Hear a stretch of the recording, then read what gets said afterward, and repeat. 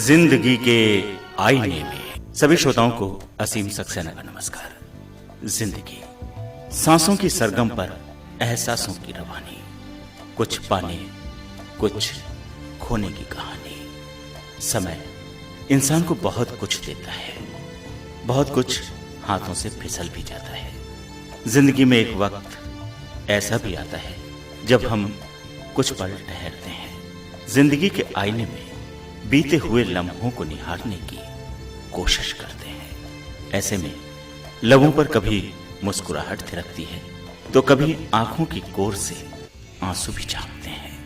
ये आईने से अकेले में गुफ्तगू क्या है, ये आईने से अकेले में गुफ्तगू क्या है, जो मैं नहीं हूँ तो फिर तेरे रूबरू क्या है, ये आईने से अकेले में गुफ्तगू क्या है। जिंदगी के आईने में श्रोताओं, आज की कड़ी में आपकी मुलाकात कराते हैं जाने माने संगीत विशेषज्ञ और वरिष्ठ कलाकार मास्टर इम्तियाज अली के साथ। चर्चा का केंद्र बिंदु है रामपुर की संगीत परंपराएं। आपसे बातचीत कर रहे हैं नफीस सिद्दीकी साहब। आपका ताल्लुक तो तानसेन और मिस्री सिंह के खानदान से रहा है। जी, तो सिलसिला ऐसा है कि नवाब हामिद अली खान साहब मेरे चचा मोहम्मद वीर खान को अपना न सिर्फ मौसीकी का उस्ताद करार देते थे, बल्कि उसके अलावा वो उनको कहते थे मेरे बाप हैं, और वो सियासी और रूहानी मसाइल पर उनसे हिदायत या मशवरा करते रहते थे। मुझे याद होता है कि तारीख में ये लिखा हुआ है जी कि एक तनख्वाह तो उनको मौसीकार की हैसियत से मिला करती थी, जी दूसरे मुसाहिब खास की हैसियत से मिला करती थी, जी तो वो मुसाहिब खास के जुमरे में आते हैं।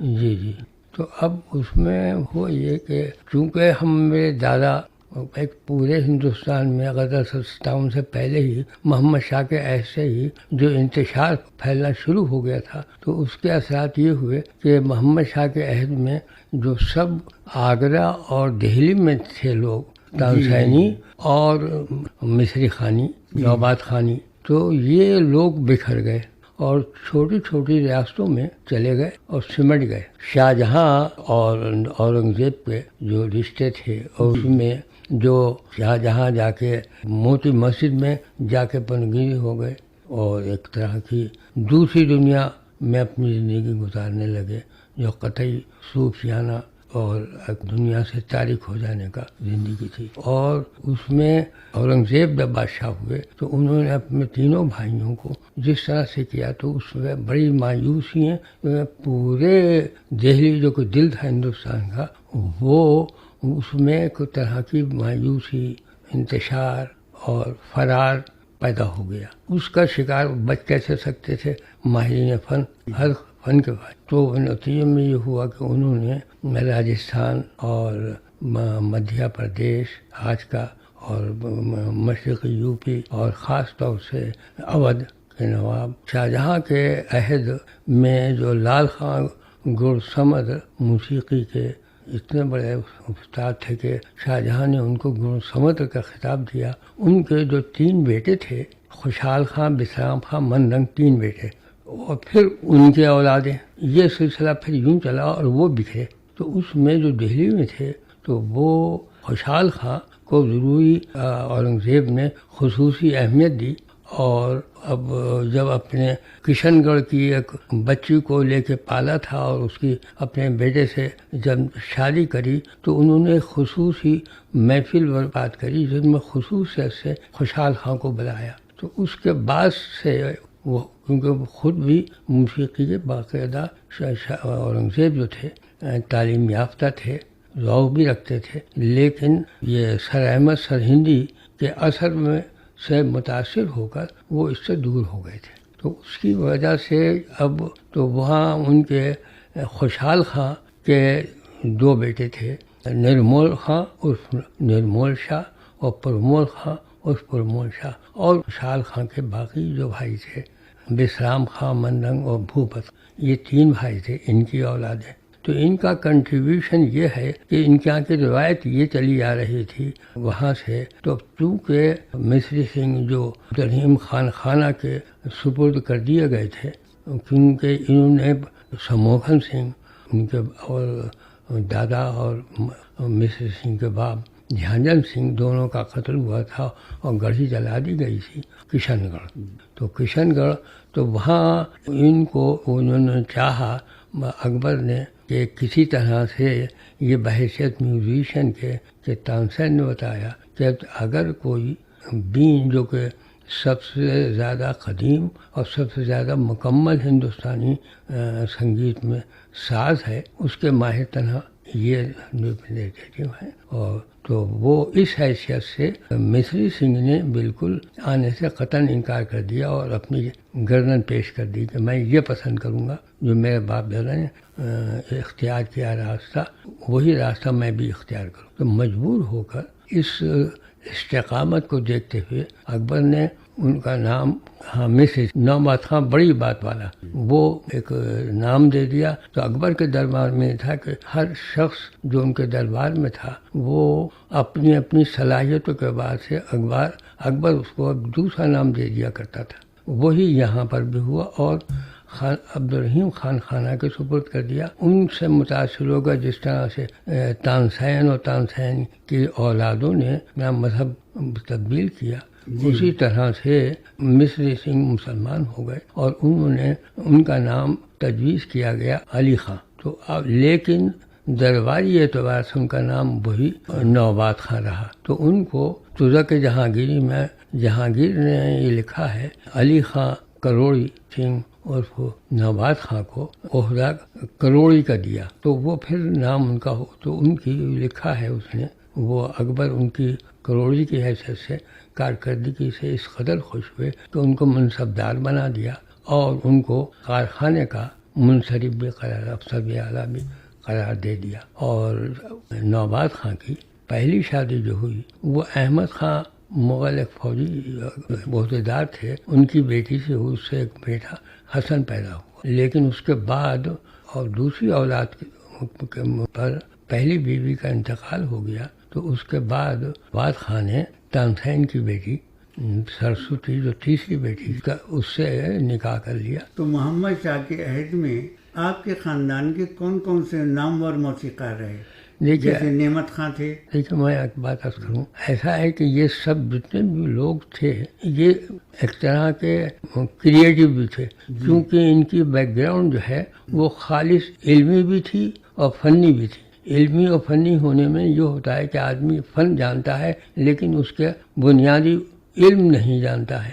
اور یہ جو خاندان سلسلہ آپس میں ہوا تو یہ لوگ دونوں ایسے خاندان تھے کہ جو اس کا علم بھی رکھتے تھے. تو اس میں اور اس کا سرا جو جا کے ہوتا تھا وہ ہری داس سوامی کے تانسین کے بھی وہ گرو تھے سر بھید اور راگ بھید میں، اور سموکھن سنگھ کے بھی استاد تھے. اور یہ سلسلہ جو تھا تو دونوں جو تھے ایک برہمن اور یہ ہری داس.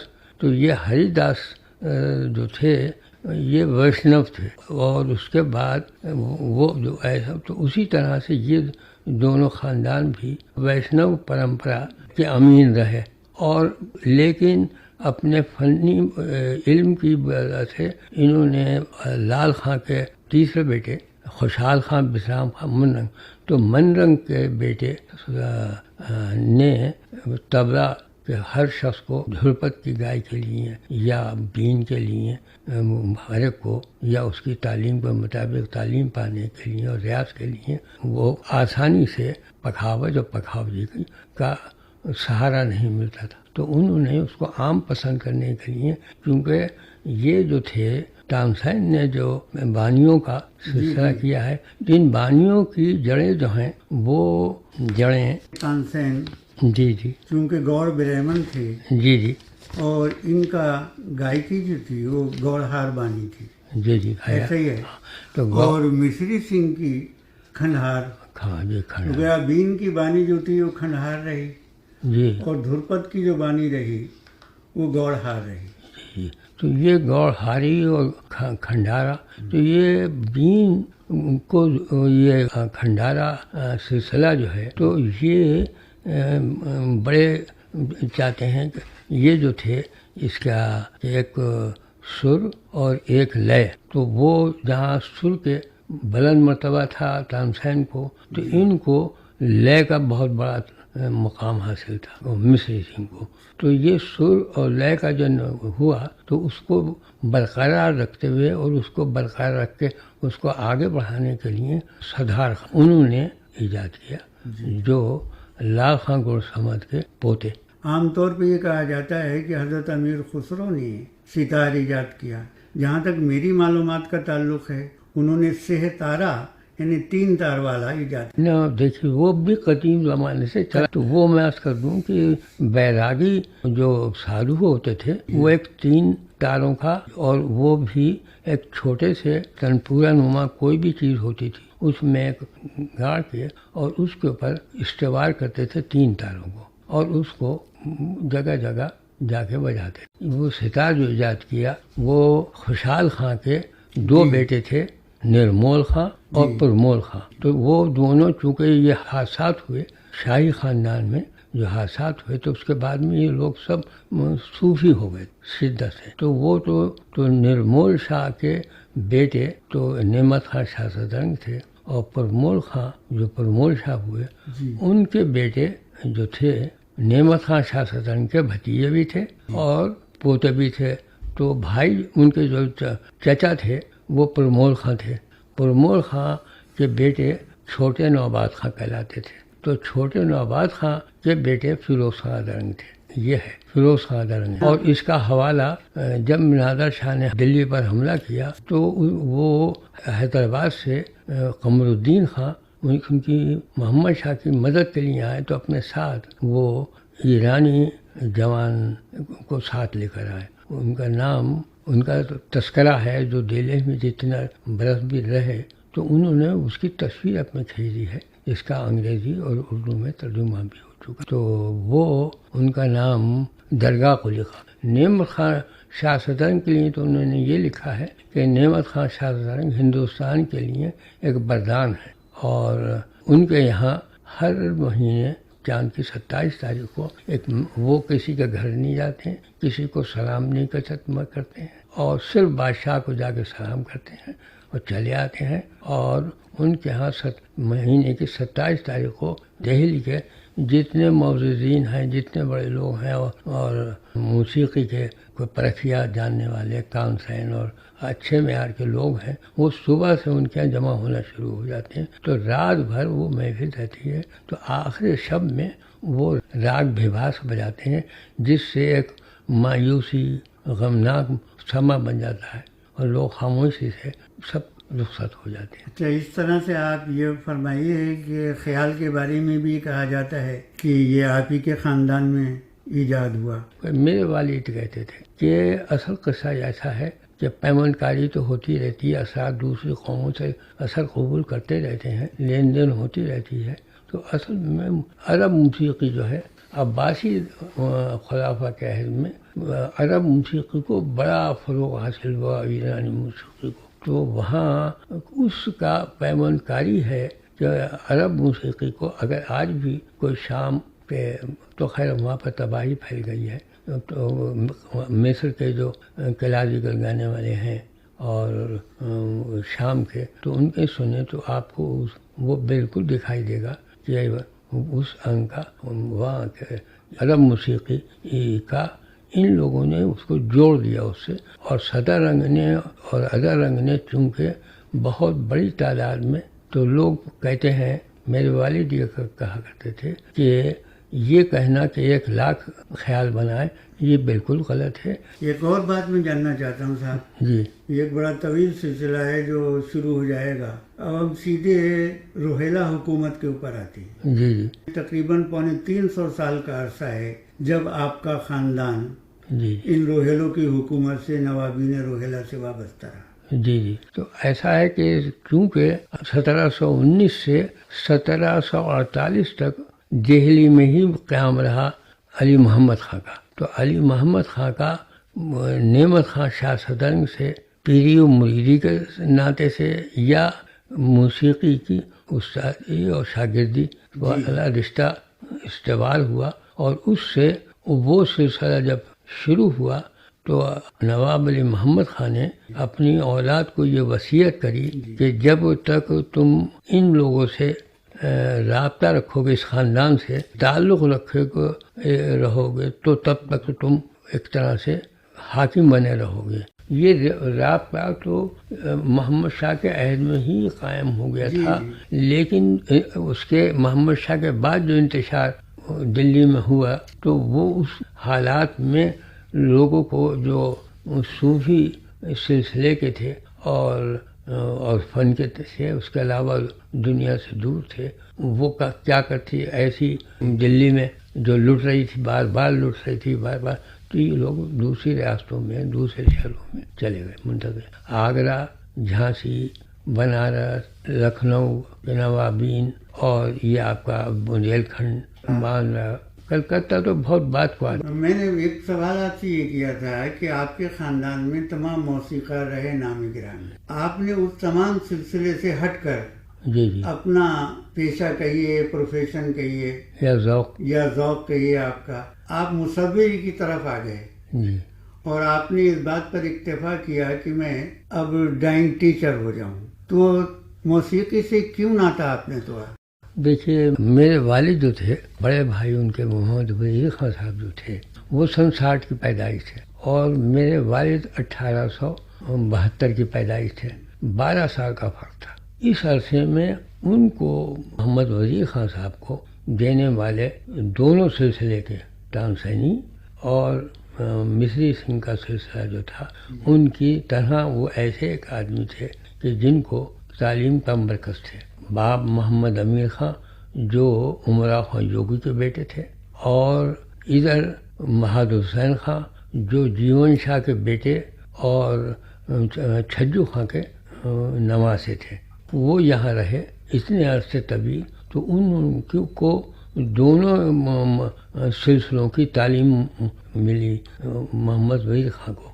تو میرے والد جو کہ بہت چھوٹے تھے، لیکن اس کے باوجود 4 سال کی عمر سے 5 سال کی عمر سے انہوں نے بھی تعلیم، اور پھر اپنے ساتھ چونکہ زندگی بھر کے سن 1879 میں میرے دادا محمد امیر خان کو زہر دیا گیا، اور اس میں ہوا، اور ان کا سب جو مال و متاع تھا وہ چوری ہو گیا. اور ادھر یہ بہادر حسین خان کو ایک ہی دن میں 1 سال پہلے انتقال ہو چکا تھا، ان کا بھی اسی طرح سے انتقال ہوا. بہادر حسین خان کا 1879 میں، اور نعمت خان اور منیر شوکا آبادی اور میرے دادا جو آپس میں استادی اور شاگردی کا زبان اور علوم میں رشتہ تھا. اور ایک دوسرا رشتہ یہ تھا کہ منیر شوکا آبادی کے بیٹے سید محمد اور میرے دادا محمد امیر خان آپس میں ہمزلف تھے. یہ ایک سلسلہ تھا. تو اب منیر شوکا آبادی کو اور ہمارے دادا کو ایک ہی دن میں ان کا انتقال ہوا، اور ان کو 2 جگہ منتقل کر دیا گیا. اور میرے چچا محمد امیر خان صاحب اور میرے والد شہر چھوڑ کر چلے گئے. اور ہندوستان میں تو ان کو داغ دہلوی سے 2 طرح کا رشتہ تھا. داغ دہلوی ان کے استاد تھے، اور وہ رامپور میں ان کا قیام رہا. تو وہ حیدرآباد جب چلے گئے تھے تو انہوں نے حیدرآباد بلا لیا ان کو. اب جب حیدرآباد گئے تو وہاں کا انہوں نے دیکھا کہ ہمارا جو فن ہے وہ یہاں قبول عام نہیں ہے، اور خاص طور سے وہاں کے نظام کے وہاں. تو اس لیے وہ وہاں سے چلے آئے، اور میں اندور رہے، بھوپال رہے، بنارس رہے، آگرہ وغیرہ وغیرہ جگہ رہے. اور اس کے بعد کلکتے میں کوئی 10 سال قیام رہا، اور وہاں سے میرے باپ اور چچا محمد وحید خان کا رہا. تو انہوں نے محمد وحید خان نے میرے والد سے یہ کہا، جو وہ کہتے تھے ہمیں بتاتے تھے کہ تم تعلیم تو ضرور حاصل کر لو، اور تعلیم شروع چونکہ ہو چکی تمہاری باز حسین خان کے اور محمد امیر خان صاحب کے زمانے سے، تو اس کو ایک علم کی حیثیت سے تم سیکھتے رہو اور یاد کرتے رہو، لیکن اس کا پیشہ اختیار مت کرنا، کیونکہ اس کا اب آئندہ کوئی مستقبل نہیں ہے. ان کو بڑی مایوسی تھی.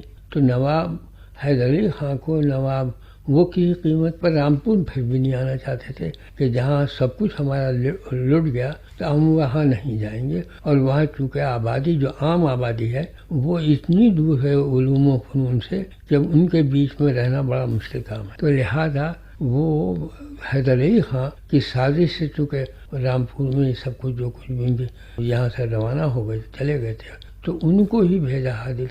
اس میں نواب حامد علی خان جب 1800 اختیارات ملے ان کو 96 اور 97 کے بعد میں 98 میں پورے وہ اختیارات ملے، تو انہوں نے نواب حیدر علی خان کو بھیجا کہ آپ کی وجہ سے چونکہ یہاں سے وہ چلے گئے تھے، اب آپ ہی ان کو لے کے بھی آئیں گے. تو وہ پھر وہاں سے مجبور ہو کے آئے، تو شرطوں کے ساتھ آئے. تو ان کی وہی سب شرطیں تھیں جو بہادر حسین خان کی شرطیں تھیں، وہ اخبار الصنادید میں سب لکھا ہے. تو اب لہذا وہی انہی شرطوں کے ساتھ یہاں آ گئے. تو اب چونکہ حامد علی خان صاحب بڑے ذہین آدمی، بڑے سوجھ بوجھ کے آدمی، بڑے وزردار آدمی تھے، دور رس تھے، تو انہوں نے جو بھی ان سے برتاؤ رکھا وہ تو چونکہ وہ انہوں نے محمد وحید خان کو سمجھنے کے لیے انہوں نے ایک سنسکرت ڈرامے کی طرز پہ ایک ناول لکھا، ولایتی چکر، اور ادبی ان کو ہر سال ایک مرثیہ لکھا کرتے تھے، اور بڑے امروہے کے نواب حامد علی خان صاحب تو جب تک زندہ رہے تب تک انہوں نے اس وزرداری کو برقرار رکھا. لیکن اس کے بعد نواب رضا علی خان صاحب جب بیٹھے تو چونکہ باپ اور بیٹوں کا رشتہ اتنا دور ہو گیا تھا کہ جیسی گدی پہ بیٹھے تو نواب حامد علی خان صاحب سے متعلق جتنے لوگ تھے ان سب کو اکھاڑ دیا، اس میں بلا تخصیص. تو اس میں ہمارا خاندان کیسے بچ سکتا تھا؟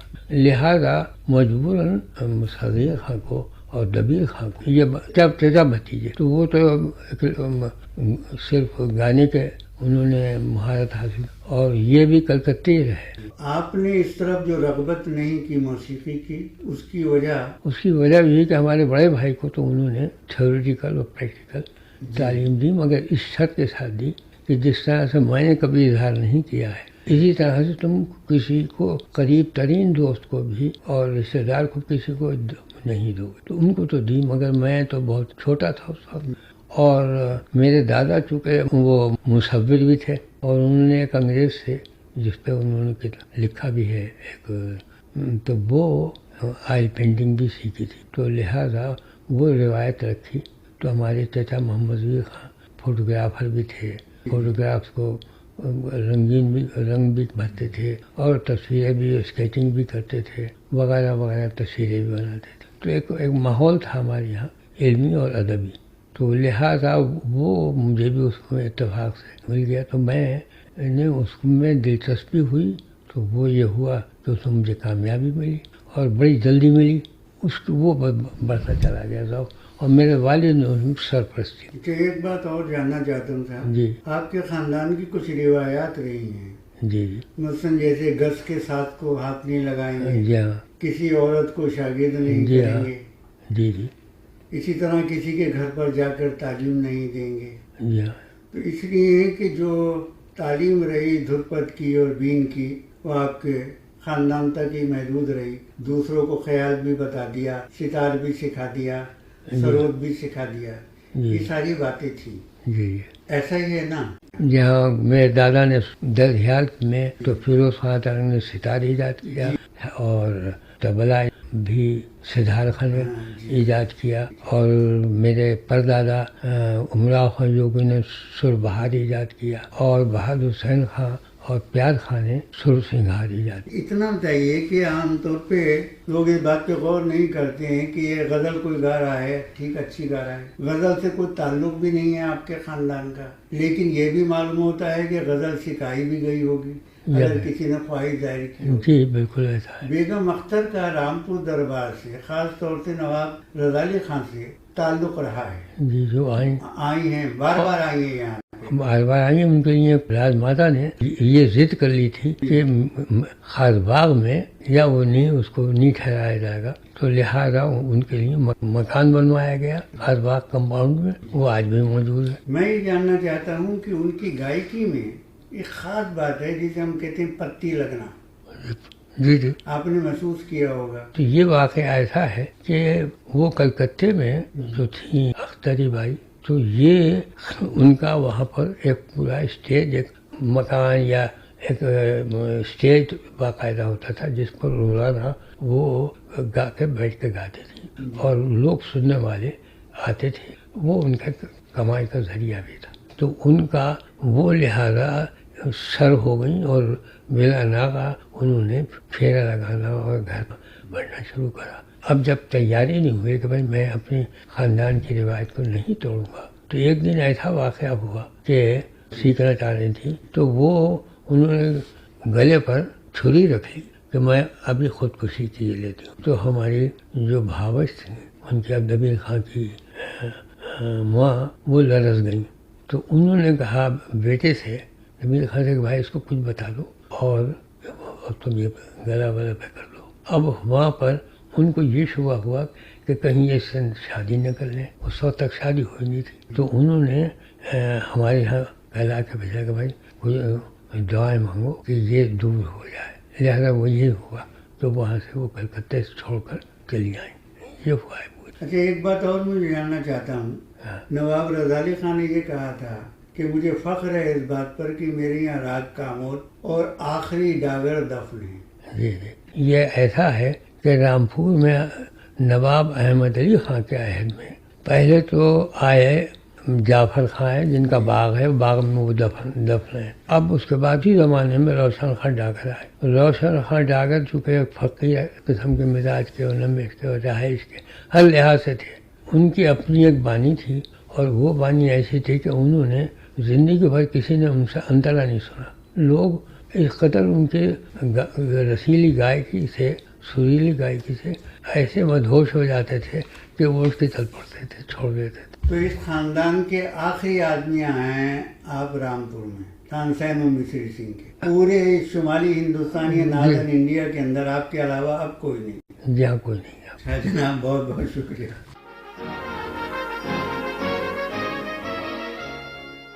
श्रोताओं ये थी जिंदगी के आईने में कार्यक्रम की आज की कड़ी. अगले अंक में फिर हमारे साथ होगी एक और शख्सियत. तब तक के लिए असीम को आज्ञा दीजिए. नमस्कार. ये आईने से अकेले में गुफ्तगू क्या है, ये आईने से अकेले में गुफ्तगू क्या है, जो मैं नहीं हूँ तो फिर तेरे रूबरू क्या है, ये आईने से अकेले में गुफ्तगू